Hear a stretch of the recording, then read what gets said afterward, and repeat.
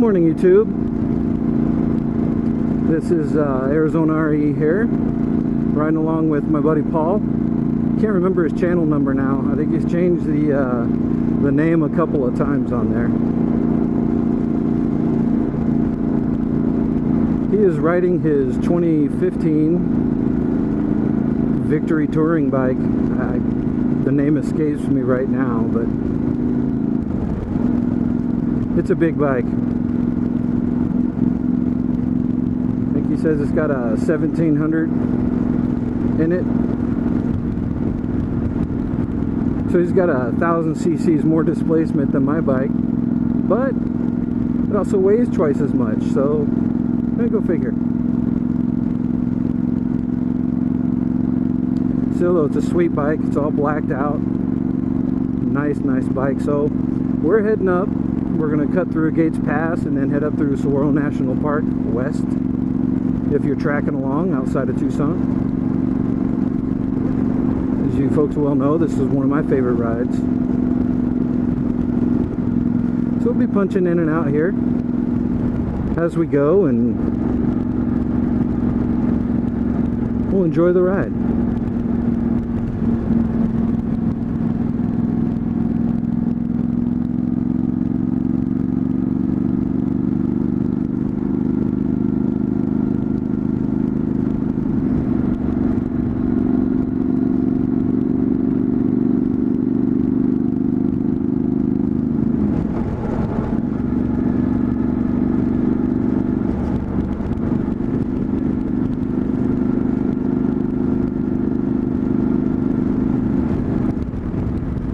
Wildlife Museum, Old Tucson, and Desert Museum.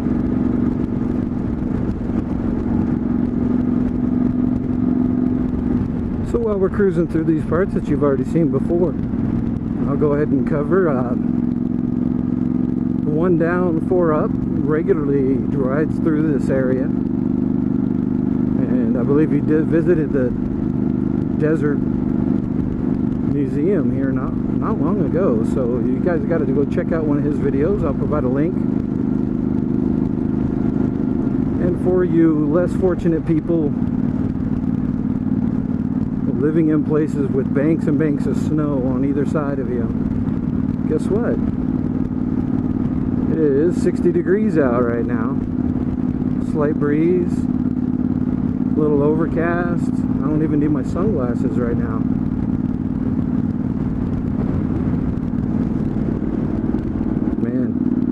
I have a tendency to just sort of rush through here sometimes, but I gotta tell you, the scenery is just unbelievable.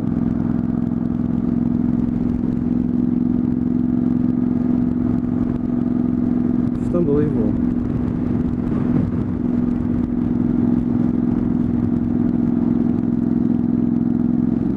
Look at that.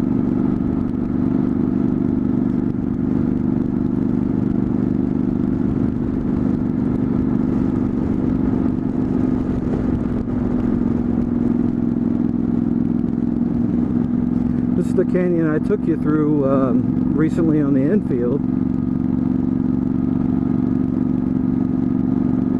Just wow. Welcome to Tucson Mountain Park.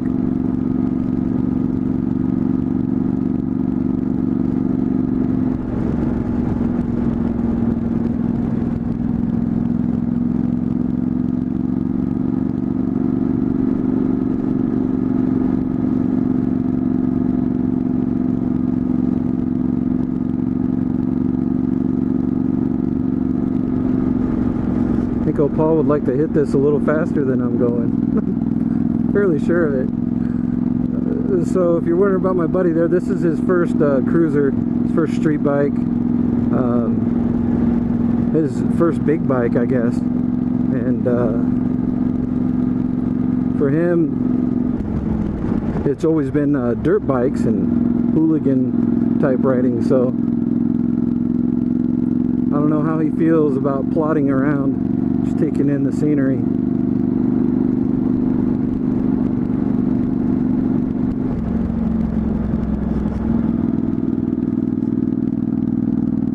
Somebody's front bumper right there. hazard that'll cause someone to swerve out of that lane. So I'm going to pull in here. Paul's never been to the Gates Pass area before.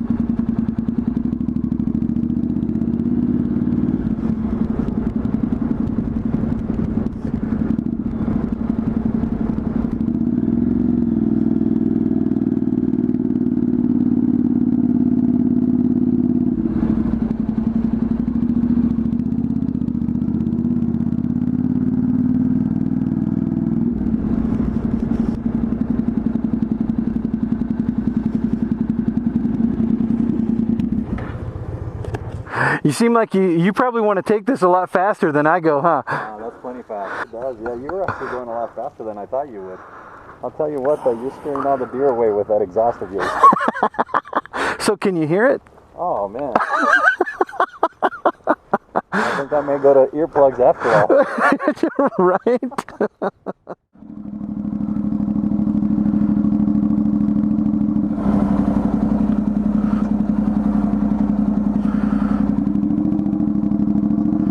And we took a little bit of a pause.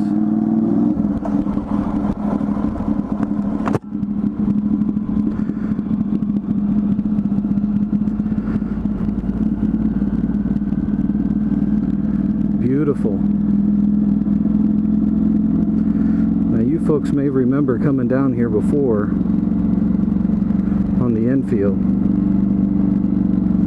I have to say the old engine braking on the infield was far better than the engine braking on this bike. Because this bike, it really knows how to wind up. And my apologies if I'm shouting now, because I went ahead and screwed my earplugs in. Anytime I'm going to be riding for more than an hour, I try to incorporate earplugs, especially with this exhaust being modified the way it is.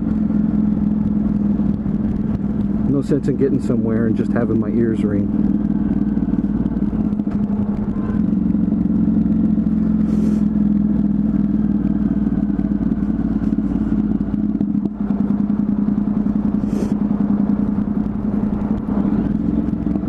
Wow.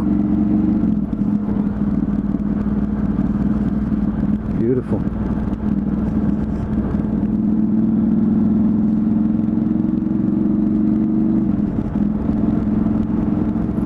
Did I forget the zip and button? Maybe.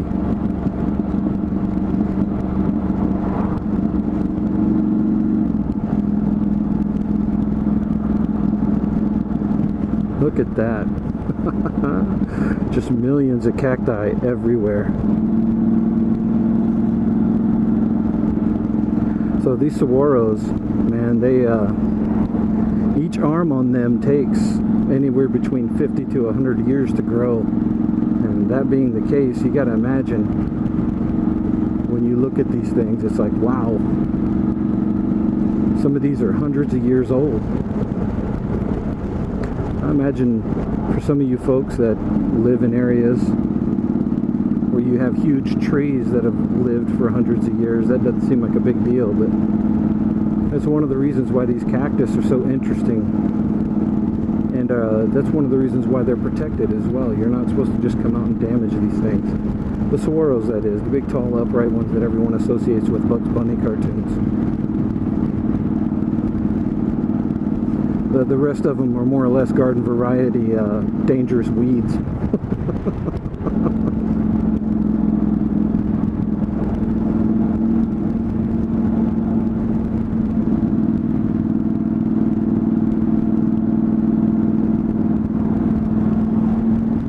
So yeah, we're doing a little spy versus spy ride here. I've got the white bike, he's got the black one.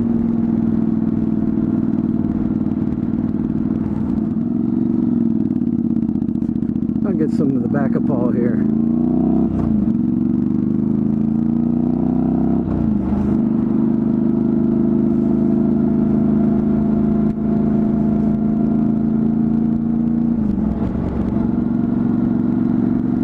Wow. So now we're turned and we're heading into the Saguaro National Monument.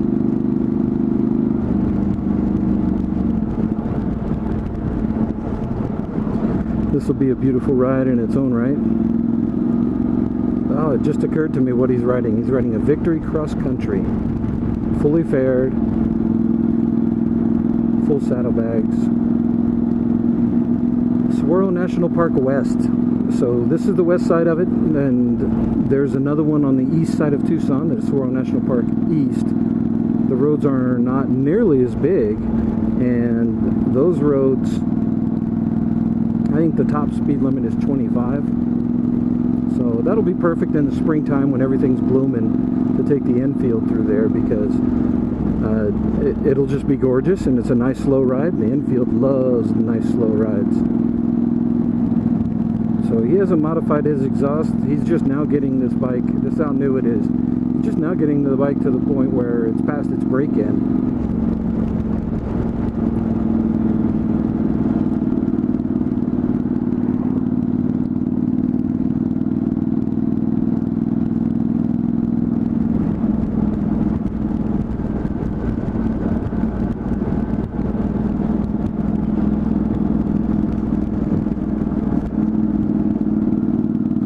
If this road was smooth, you could do so much more with it.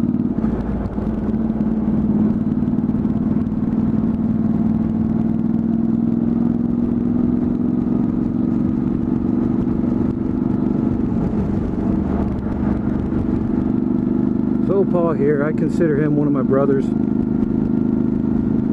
I work with him a bit here and there. We're not always in the same shop, but so we work together. Yeah, my real brothers and I, we're estranged from each other, and so it's interesting. I'll find brotherhood with other cool and unique people. And Paul's one of those people. You know, from an early age, fighting with my brothers was a regular thing. I was the youngest of three, and wow, man.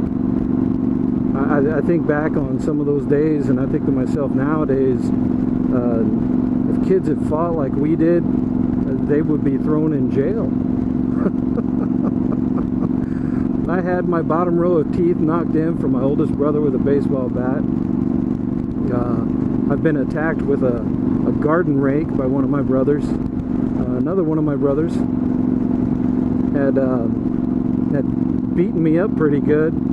And when he pushed me and knocked me over, he broke a picture frame, and the glass was sticking out.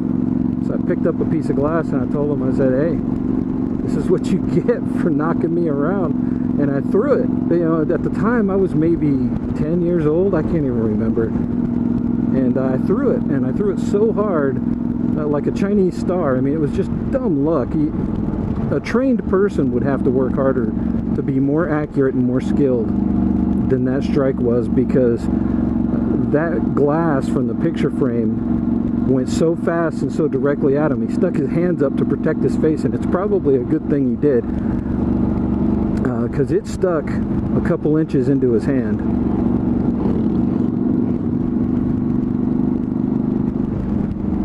And that is no joke. You know, nowadays people would have their kids arrested for doing stuff like that, or the kids would at least be arrested for doing stuff like that. And while I could arguably say that my judgment was not the best when I was a child, I can say that I'm glad those days are over, and I'm glad that my boys, my two boys who are brothers, and they're separated by almost the same amount as myself and my middle brother, do not act that way towards each other at all. It's a different environment, and I strive to do that. So when it comes to brotherhood and the places you find it, man, not all brothers come in blood, and not all blood brothers are brothers. That is a fact. Maybe I should pull that one. Is there a statute of limitations? I was a juvenile at the time.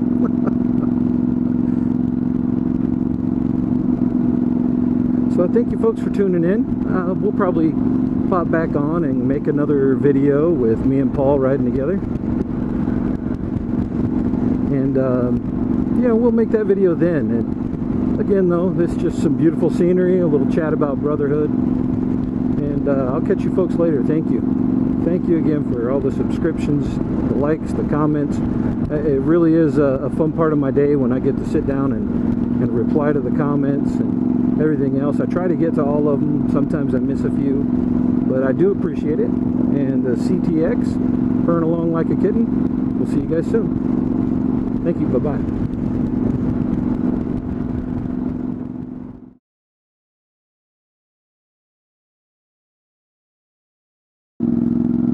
Grateful for a windscreen right then. The big old wasp bounced off of it. It would have hit me right in the chest, probably right where I have this jacket flapped open.